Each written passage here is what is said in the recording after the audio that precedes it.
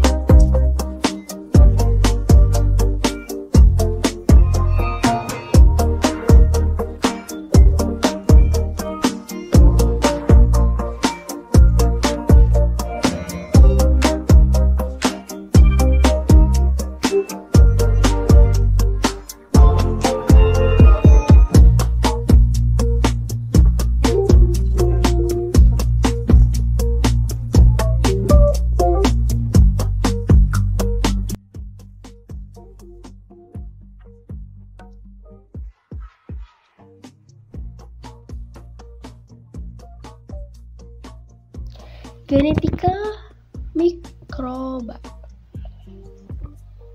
Mikrobiologi mencangkup aspek dasar dan terapan.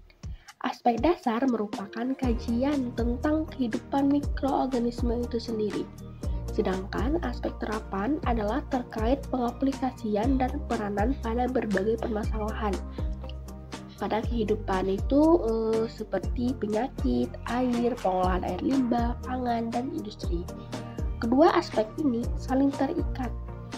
Sebagai dasar penelitian itu penting dalam berbagai bidang terapan, seperti halnya mikrobiologi medik, agroteknologi, imunologi, mikrobiologi pangan, dan bidang ilmu terapan lainnya. Genetika merupakan suatu cabang ilmu yang membahas tentang sifat-sifat yang diturunkan oleh suatu organisme. Gregor Mendel, seorang Austria, terhadap sebidang tanaman kacang polong. Pada tahun 1860, ia menyilangkan tanaman kacangnya yang kemudian mengamati perubahan-perubahan seperti warna, bentuk, ukuran, dan sifat-sifat lain dari kacang. Hasil penelitiannya ini ia kembangkan hukum-hukum dasar kebakaan yang dikenal dengan hukum Mendel. Perubahan warna, bentuk, dan ukuran dari biji itu banyak menghasilkan keterangan mengenai ciri gen di dalam kromosom.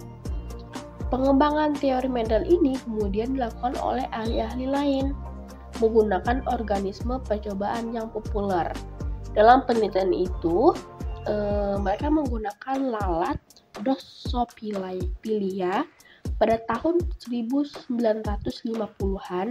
Drosophila diganti dengan bakteri Escherichia coli sebagai organisme percobaan karena Escherichia coli ini yang paling dipahami pada taraf molekulernya. Genetika bakteri merupakan suatu proses hereditas dan variasi yang merupakan titik awal dari semua macam alur, fungsi, dan struktur seluler.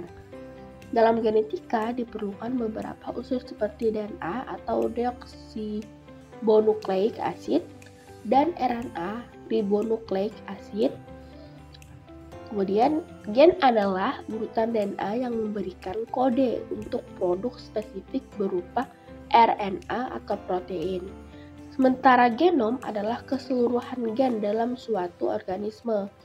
Ukuran gen dinyatakan dalam base pairs atau BP seperti kilobases, megabase. Bakteri terdapat dalam sejumlah bentuk mikromorfologi seperti basil, coccus, spiral, dan lain-lain. Koloni bakteri tersebut cukup besar untuk diperiksa secara mikroskopis dan seringkali menunjukkan variasi berupa ukuran, bentuk, atau perilaku pertumbuhan serta respon terhadap nutrien, zat pewarna, dan zat antibodi.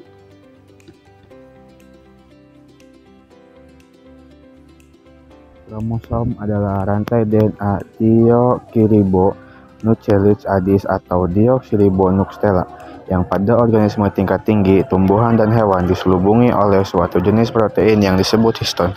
DNA merupakan bahan genetik yang mempunyai informasi genetik sifat menurun ke generasi berikutnya dan dapat dipindahkan.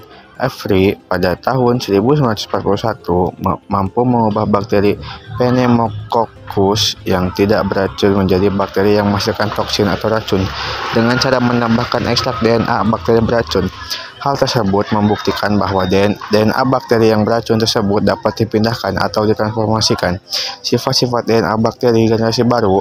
Dengan demikian disimpulkan bahwa bahan yang dapat menyebabkan terjadinya perubahan sifat individu bakteri tersebut adalah DNA. DNA mengandung dua basa, yaitu purin atau adenin A dan guanin G, dan pirimidin, kitosin C, dan timin itu T. DNA merupakan rangkaian basa-basa purin dan pirimidin yang sangat panjang. Secara skematis dapat digambarkan sebagai berikut. Deoksiribonukleat atau DR yang berdampingan diikat oleh fosfoester P pada atom C35 antiparalel dan basa purin maupun pirimidin pada C pertama. DNA di dalam sel mikroorganisme terdapat sebagai benang ganda yang terpilih dan konfigurasi helix. Sintetis DNA yang akan diteruskan ke sel keturunan menyediakan mekanisme untuk pembuatan salinan yang tepat melalui penggunaan basa komplementer. Dalam helix ganda, setiap adenin pada benang 1 berpasangan dengan timin sebagai komplementernya pada benang 2, sedangkan guanin dengan sitosin rumus bangun dari purin, pirimidin, deoksiribonukleat, adenin, timin, kitosin, dan guanin sebagai berikut ini. Pengaturan urutan dan banyaknya basa-basa nukleotida inilah yang membawa informasi genetik dalam sel. Setiap jenis mikroorganisme mempunyai urutan dan jumlah basa nukleotida yang dapat sangat berbeda.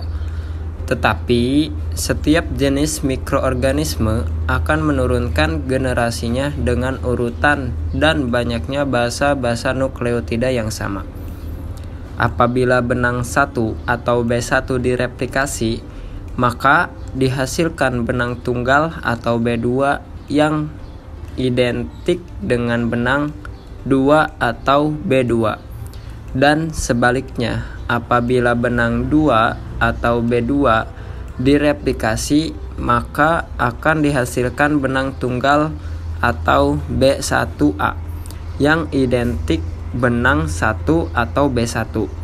Hasil akhir merupakan dua benang helix yang masing-masing mengandung satu benang pencetak asli dan satu benang baru. Arah replikasi DNA hanya pada C5 ke C3, sehingga hanya satu benang yang dapat direplikasi secara utuh, dan benang antiparalelnya direplikasi sepotong-sepotong kemudian disambung oleh enzim DNA ligase.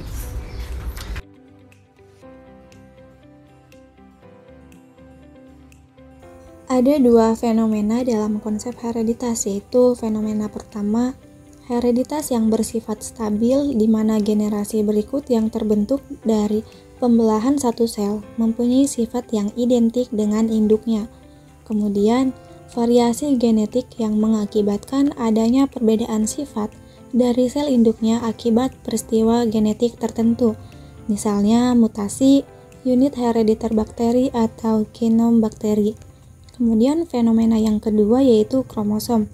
Kebanyakan gen prokariota terdapat pada kromosom yang terletak dalam suatu bagian pusat sitoplasma yang dinamakan daerah nuklear atau nukleoid untuk membedakannya dari membran pengikat nukleus pada sel eukariotik. Kemudian plasmid. Plasmid merupakan materi genetik di luar kromosom atau ekstra kromosomal yang berbentuk bulat atau sirkuler, tersebar luas dalam populasi bakteri, terdapat dari beberapa sampai 100 kpb, beratnya kurang lebih 1-3% dari kromosom bakteri. Berada bebas dalam sitoplasma bakteri, kadang-kadang dapat bersatu dengan kromosom bakteri. dapat berpindah dan dipindahkan dari satu spesies ke spesies lain.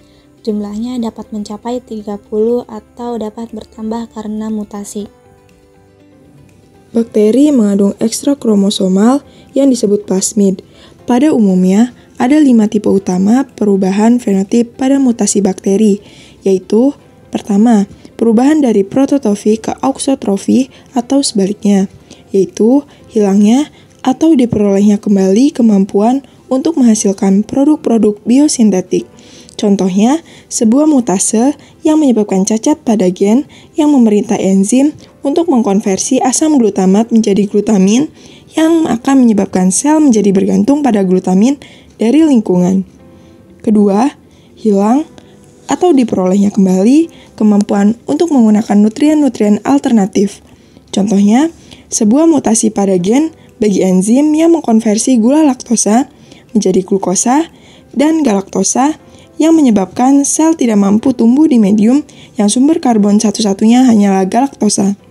Ketiga, perubahan dalam hal sensitivitas terhadap obat menjadi resistensi terhadap obat atau sebaliknya. Contohnya, kebanyakan bakteri sensitif terhadap antibiotik streptomycin, tetapi bisa dihasilkan jalur resisten melalui mutasi. Keempat, perubahan dalam hal sensitivitas terhadap phage menjadi resistensi sebaliknya.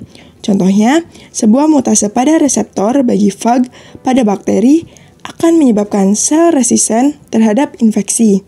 Kelima, hilang atau diperolehnya kembali komponen struktural permukaan sel. Contohnya, sebuah jalur pneumococcus mungkin memiliki kapsul polisakarida, sementara yang lainnya mungkin tidak memiliki kapsul tersebut. Transkripsi DNA dan translasi RNA. Struktur RNA atau ribonucleic acid sebenarnya sama dengan DNA, tetapi RNA mempunyai pirimidin urasil di tempat timin dan mengikat gula ribose. Dalam sel RNA berfungsi sebagai alat pengendali DNA dalam sintetis polipeptida atau protein dan tidak membentuk heliks, kecuali RNA pada virus RNA ganda. Pada sintesis RNA, benang DNA positif digunakan sebagai mencetak bersama polimerase.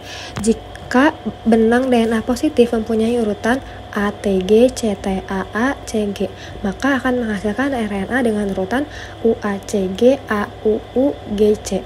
Proses pencetakan RNA dari benang DNA positif ini disebut transkripsi, yaitu proses penyalinan pesan DNA kepada benang RNA melalui basa komplementer nukleotida RNA dengan DNA pencetak.